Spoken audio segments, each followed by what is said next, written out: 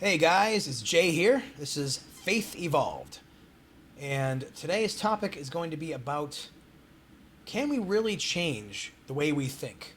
Can we really change our tastes, our preferences, our desires? Or are they hard coded into our DNA? Is it because of our upbringing, our environment, the country that we live in, our religion, our race, our culture, nature and nurture? All these factors all conspiring to force us to think and act and behave a certain way. So, first of all, if it's your first time here on my channel, thank you very much for checking out Faith Evolved. Talk about spiritual things, metaphysical, philosophical, even mental health, and some things that I've gone through in my life, and hopefully I can use the information that I have to pay it forward to help other folks go through really challenging times with spirituality, dark night of the soul, stuff like that. I have firsthand knowledge and experience with the worst that the mind can throw at you. So, that being said, please subscribe down below if these videos inspire you or resonate with you. Share them on your Facebook and all the other social media sites. Hit the notification bell below as well if you'd like to get notified anytime I release a new video. All right, so today's topic: can we really change who we are?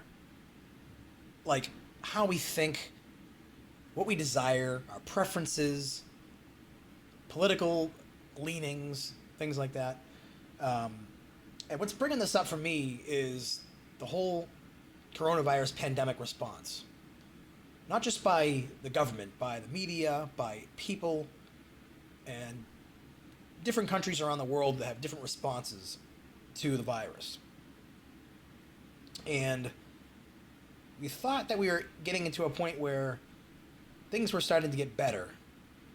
And although they are better than they were, it seems like the pendulum is swinging back in the wrong direction.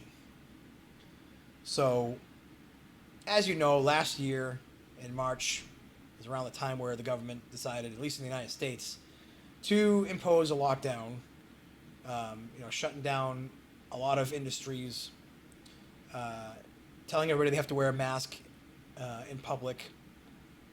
A lot of countries wouldn't allow you to go across the border. Like, you still can't go to Canada. I bought a flight to Canada last year, and I still can't use that flight credit.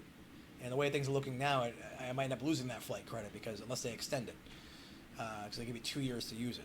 So a lot of these, government restrictions put in place, and then the media constantly, every single day, just talking about it, showing the numbers, showing scenes and of devastation and death, and just hospitals overrun with sick patients and dying patients and people on ventilators, and just all these different just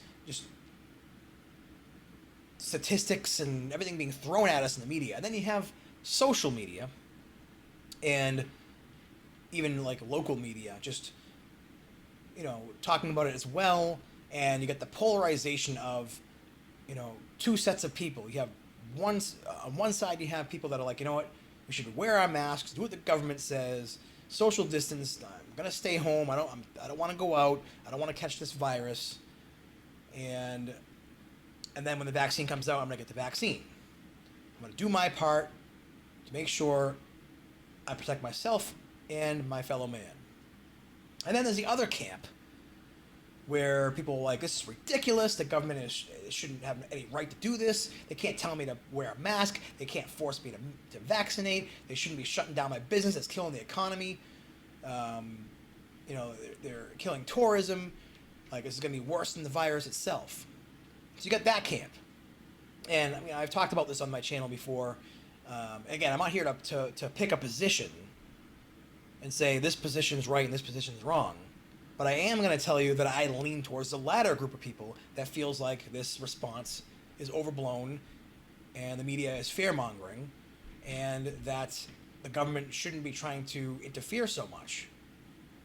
But a part of me, what's different about me than, maybe like, let's say, I don't identify necessarily as a conservative Republican, but I do seem to agree with more of what the Republicans talk about and you know, their ideology, at least, you know, financially, economically, not socially. I'm more liberal socially. Um, you know, so I think I believe in limited government and stuff like that, and you know, freedom of choice, freedom of speech, no censorship, um, and you know, not responding in fear, but in strength. So some of the stuff that, you know, the Republicans and conservatives have been pushing, but the enlightened slash spiritually awakened part of me is like, you know, I see both sides, and how it's just this whole thing just brought division between us. And I try to take it one step further. Like, I try to put myself in the shoes of, you know, the folks that are responding out of, in my mind, out of fear. So, all right, why are they, like, because a lot of them are saying, you know, I'm doing this because I want to protect my friends and neighbors and relatives from getting this virus. And I totally understand that there's people out there that are immunocompromised. They have, you know, diabetes, heart disease, or some other kind of, you know, compromised immune system, or they're elderly. And for them to get the virus, it's a lot more deadly than someone like me at 37 years old and in relatively good shape, even though I'm overweight. I work out and I'm pretty healthy, and I never get sick. So, like, I definitely get that. Like, and when someone says, you know, you should wear a mask in a hospital, especially if you're visiting an elderly person, I don't argue against that. That makes sense to me. But I can't help the fact that I got a little ticked off when, after, you know, now I personally haven't taken the vaccine yet. I'm not anti-vax, by the way, but I just personally made a choice that I don't want the vaccine at this point in time. And I might change my mind, and I probably will change my mind, because eventually I'm going to want to travel, and other countries might require that. But that's neither here nor there. The point is, I don't have a problem with people taking vaccines. In fact, I see that it's helped. That people who are getting sick and dying of the coronavirus right now are those who haven't taken the vaccine versus those who have breakthrough and still died. So the numbers are clear on that. But I still can't help the fact that I got upset when the CDC reversed course and said, well, even if you're vaccinated, you need to wear a mask, even though they said before you didn't have to. And, you know, and I saw the newscast, or whatever you want to call it, the interview with Rand Paul and Dr. Fauci, and how most media outlets would say that, you know, Fauci won that argument, whereas some of the conservative outfits would say that, you know, Dr. Paul held Dr. Fauci to the fire, his feet to the fire, and is holding him accountable for, you know, funding research for gain of function for the virus in the Wuhan lab that got released. So, you see, I see both sides, and a part of me, I guess the ego part of me, if you want to call it that, leans more towards wanting to believe, you know, like Fox News and Newsmax and, you know, conservative outfits or outlets, versus the when I watch like MSNBC and CNN, you know, I tend to cringe a lot of times at the fear mongering and just the propaganda. In my mind, again, I'm not saying that it is propaganda and that it's fear mongering. I'm just saying, for me, that's how I interpret it. So the whole point of this video is not to give you two options to choose from, because you've already, I'm sure if you're watching this video, you probably have an opinion already. It's either you're for or against the government response and the media response and the social media response to the way the pandemic was handled. You're either a masker or an anti-masker, a vaxxer, anti-vaxxer, for the most part, you know. You're either a conservative or a liberal, or, you know, Democrat, Republican. You're probably in one of those camps. Maybe you're independent, but you still have a side in this. Most people have a side in this issue. And what I want to talk about today is, why do you have your side? Why do I have my side? What about my life and my experience and my upbringing and just everything that I've gone through caused me to decide that I'm on this side of the argument? Can I change my position? And I literally try to put my mind, and I don't think people do this. I don't know if there's people that do these exercises, but I try to put my mind in the place of someone that says, maybe I should get the vaccine. Maybe I should, you know, not get upset and wear a mask because it is helpful to my fellow man. You know? And I guess what it comes down to for me is fear. You know? And there's fear on both sides. And this is kind of, to me, it's an enlightening thing, because the fear on one side is a fear of the virus and fear of getting sick and dying, and the fear on the other side is fear of my rights being taken away and the government, you know, telling me what to do. And either way, we both are feeling some kind of fear. Where if we were somehow able to put ourselves in the other person's shoes and meet in the middle, maybe we could find some unity in this situation. This is a you know, if you're a reader of A Course in Miracles, this is a perfect scenario for forgiveness for both sides and understanding. A way for us to try to come together and work to a common solution, because I do think there are valid points on both sides.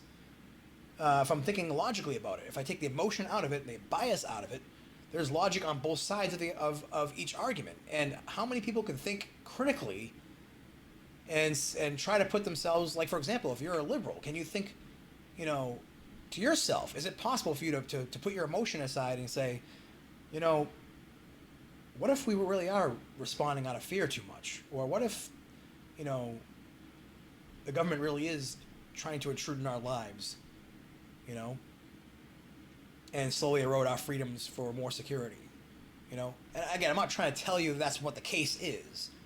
I'm just telling you, can you put yourself in the opposite person's shoes, just so you can understand where they're coming from, even if you totally disagree, but can you get the logic behind of what they're saying, so that you could walk over to them and have a constructive conversation, one that's you know, rapport building versus, you know, demonizing and tearing each other apart. So I try to do these mental exercises. You know, I try to put myself in the shoes of the other position, try to understand where they're coming from. And sometimes a light bulb goes off that doesn't always necessarily say that they're right, but it says my pride was wrong. My ego was wrong. My ego response to them was wrong. They just want love. They just want acceptance. They just want, you know, respect. They just want peace. The virus is affecting everybody in their peace, regardless of what side you chose, either consciously or unconsciously. And I feel like a lot of times we unconsciously choose what side we're on. Like, I can't change the fact that I tend to lean more towards conservative, at least economically, and you know, as far as the government response, you know. And I can't help the fact that I enjoy heavy metal and I can't stand hip hop.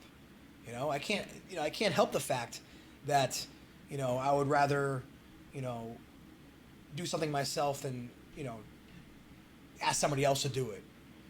Or that I prefer, you know, Coke Zero versus Pepsi. I mean, I can't control these different little things that make up, you know, they're not who I am, but they make up my personality or my character or, you know, my traits or whatever you want to call it. You know, I have certain preferences and desires, and I can't help it. But I can question it. I can try to at least figure out how I got to where I am and see if it's serving me and my fellow man or not. And if the position that I have is totally biased and selfish and egoic and is not helpful to me or anybody else, then I question that feeling and desire. And I think that's where, you know, where we all need to start. You know, if there's any advice I was to give, is just to question your thoughts, question your, you know, feelings and emotions and preferences that you have, not necessarily to change them, because you really can't. Like, I can't change the fact I'm white. You know, I can't change the fact I'm male, and there's certain things about me that make me who I am that I like, or that sometimes I don't like, but they're kind of hard coded. But you can still question it and try to figure out if there's something you could do, at least a thought that you can have to better yourself, to help better somebody else. And that's really the whole point of this video, not to pick a side. Anyways, I really hope this has been helpful to somebody out there. You know, I'm really, really passionate about, you know, just really, really thinking about why we do what we do and why we think what we think. Like, because that's really where we come from. It's our minds, our thoughts. It's where everything comes from. Anyways, God bless. Have a good one.